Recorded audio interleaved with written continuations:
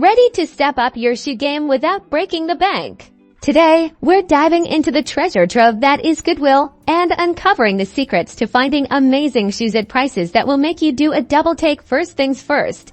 Scope out the shoe section. Goodwill's usually organize shoes by size and gender, so find your zone.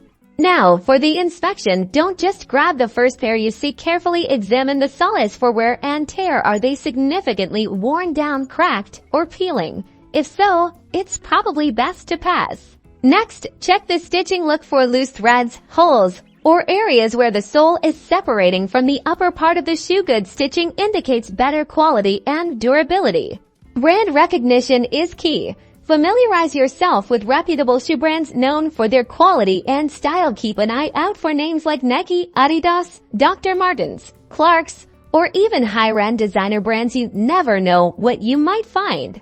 Found a promising pair? Great! Now think about cleaning. Most Goodwill shoes will need a good scrub. A simple solution of warm water and mild soap, along with a soft brush, can work wonders. For tougher stains, consider a specialized shoe cleaner.